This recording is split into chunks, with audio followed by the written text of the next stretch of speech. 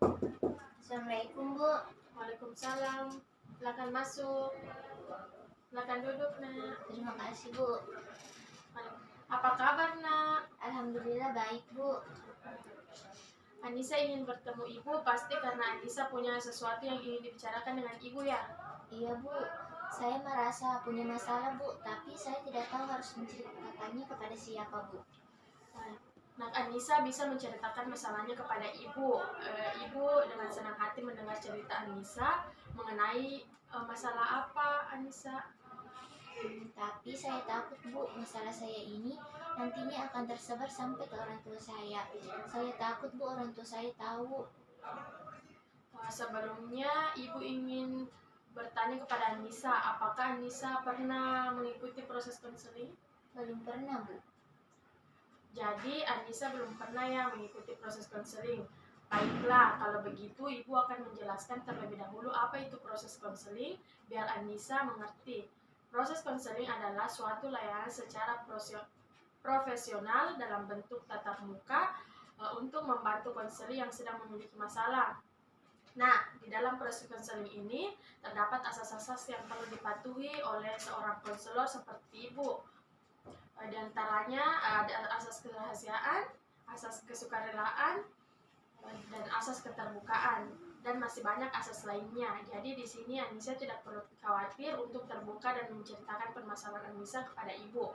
Karena yang tahu permasalahan ini nantinya hanya Anissa dan Ibu selaku konselor. Dan jika ada orang lain mengetahui perihal masalah ini, Ibu sudah pastinya harus dengan persetujuan Anissa sendiri.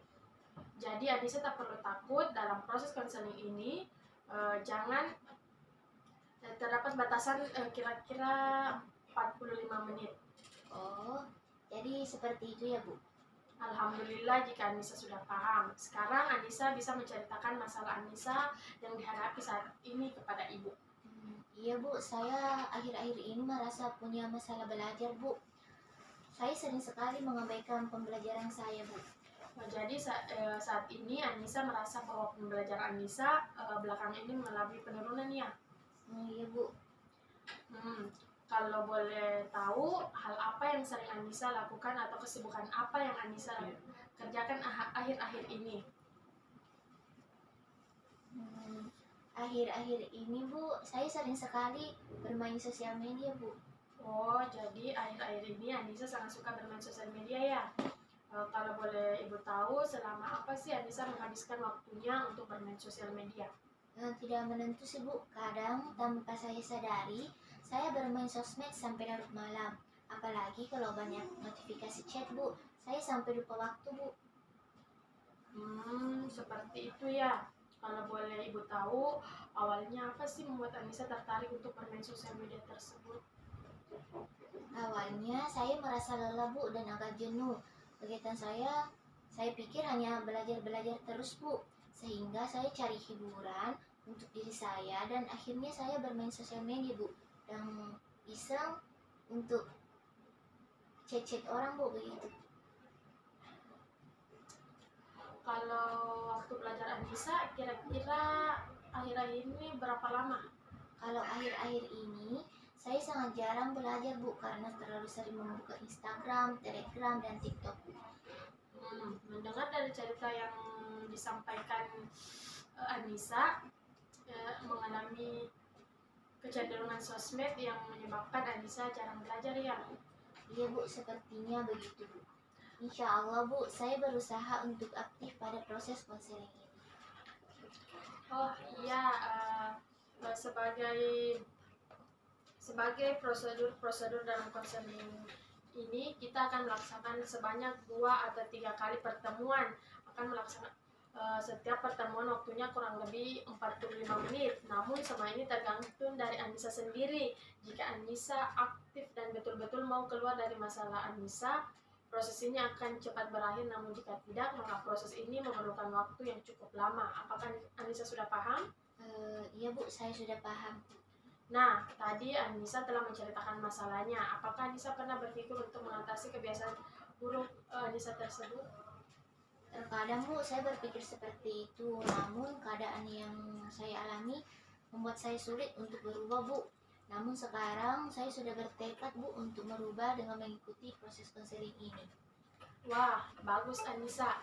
Ibu bangga Anissa punya tekad seperti ini. Jadi selama ini Anissa punya kebiasaan yang tidak baik, yaitu suka membuka sosial media seperti Instagram, sehingga mempengaruhi pembelajaran Anissa. Dan Anissa sendiri tadi bilang terkadang Anissa ada niat untuk berubah. Nah, apakah dalam niat tersebut ada usaha-usaha yang Anissa sendiri lakukan? Untuk saat ini masih sedikit usaha yang saya lakukan Bu, karena sosmed ini Bu menurut saya sangat menarik. Baiklah, kalau begitu kita akan menetapkan terlebih dahulu tujuan yang ingin kita capai. Sebelumnya menetapkan tujuan ini, sebaiknya kamu mempertimbangkan orang yang akan terlibat dalam usaha untuk mencapai tujuan yang kamu tetapkan. Apakah yang akan kamu lakukan dan kapan seharusnya kamu melakukan hal tersebut? Baik Bu. Baik Anissa, lalu apa yang kamu lakukan untuk menyelesaikan masalahmu ini? Saya masih bingung Bu, dengan cara apa saya harus mengatasi masalah yang saya alami. Jadi, apa yang Anissa ingin capai setelah konseling ini? Saya ingin Bu mengendalikan diri saya untuk bermain sosmed, sehingga saya dapat belajar dengan baik Bu. Setelah mendengar cerita kamu ini, Ibu bisa menyarankan kamu untuk melakukan self-management yang merupakan metode untuk mengontrol diri agar membantu kamu untuk merencanakan, memusatkan perhatian, mengevaluasi tingkah laku dengan mengubah atau menghilangkannya yang dianggap merugikan. Bagaimana menurut kamu? Saya tertarik Bu dengan teknik yang Ibu jelaskan tadi. Baiklah, mari kita memulai untuk berlatih menggunakan teknik self-management ini. Nah, langkah awal yang harus kita lakukan yaitu Anissa harus mengamati tingkah laku Anissa sendiri. Ya, kemudian catat dengan teliti ya. Maksudnya bagaimana ya? Anissa catat terlebih dahulu semua perilaku-perilaku yang telah terjadi di kertas ini. Baik yang Anissa sampaikan tadi kepada Ibu. Silahkan Anissa isi. Iya Bu.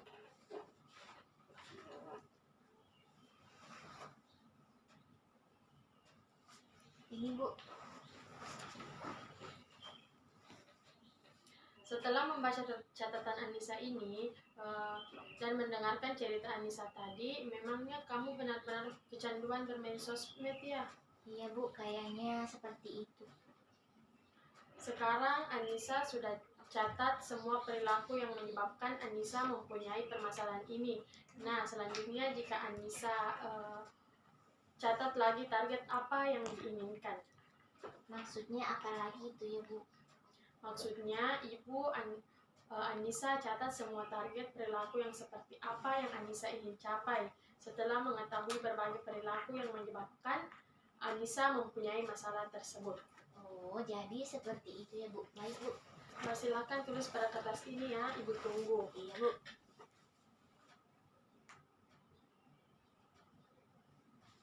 Ini Bu.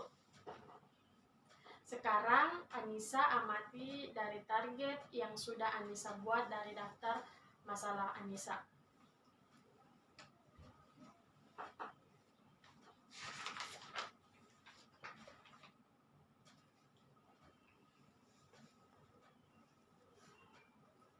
Ini. Sudah. Kalau begitu, apa yang Anissa dapat dari pengamatan target yang Anissa buat sendiri? Dari target yang saya sudah buat tadi Bu, dan saya amati, saya ingin saya bisa mengendalikan diri saya, dan saya juga ingin agar saya bisa meluangkan sebagian besar waktu saya untuk belajar dengan baik. Jadi, usaha apa yang Anissa lakukan untuk mengatasi masalah Anissa ini? Saya masih agak bingung Bu. Mungkin saya akan berusaha untuk mengatur waktu saya atau menghindari bermain sosmed. Seperti itu ya, dari masalah Anissa tadi, bagaimana kalau kamu membuat kontrak seperti ini? Jika kamu ingin bermain sosmed, maka kamu harus belajar terlebih dahulu. Hal itu Anissa lakukan selama sebulan penuh ya. Bagaimana Anissa? Misalnya begini ya Bu, kalau saya mau membuka sosmed, terlebih dahulu saya harus belajar, menyelesaikan tugas minimal sebanyak 2 nomor atau membaca buku pelajaran minimal 2 lembar selama sebulan penuh ya Bu. Begitu. Iya, seperti itu. Tapi sebaiknya kamu juga menentukan sesuatu sebagai konsekuensinya ya. Ya Bu, tapi bagusnya konsekuensi yang baik untuk saya itu seperti apa ya Bu? Saya bingung. Bagaimana kalau Anissa melanggar hal tersebut? Anissa tidak membuka sosmed selama 1 minggu ya. Anissa setuju? Agak susah ya Bu, tapi saya akan berusaha Bu. Kalau saya tidak pernah melanggarnya, berarti saya bisa menghadiahi diri saya dengan sesuatu yang saya sukai Bu. Ya Anissa bisa menghadiahi diri Anissa dengan hal-hal yang Anissa sukai. Oh ini saja Bu, kalau saya tidak pernah melanggar kontrak ini, saya bisa bermain sosmed ya Bu, sesuka hati saya. Oke, baiklah Anissa, kalau telah menetapkan kontrak untuk diri kamu sebagai salah satu bagian dari self management, ini kamu juga telah mengkonsekuensi jika Anissa tidak melanggar maupun melanggarnya. Sekarang tuliskan semua itu ke dalam kertas. Ya Bu.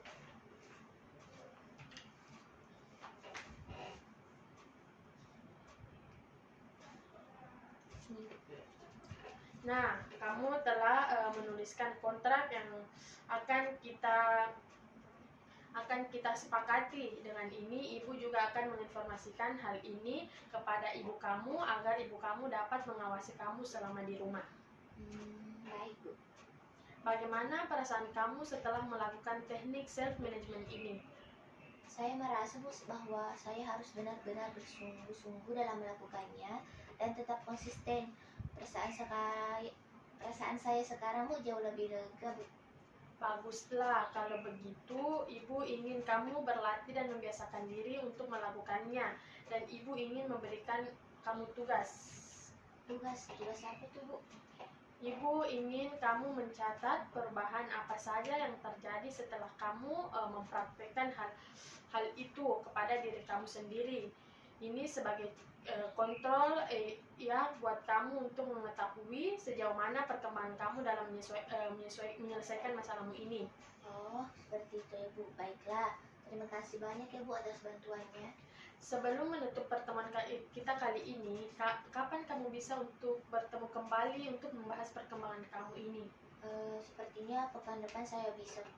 Ya sudah, berhubung waktu Anissa sudah habis, bagaimana kalau konseling kali ini kita akhiri cukup sampai di sini ya? Oh iya Bu, sebelumnya saya mengucapkan terima kasih ya Bu. Dan kalau begitu saya izin pamit. Assalamualaikum Bu. Sama-sama, waalaikumsalam Anissa.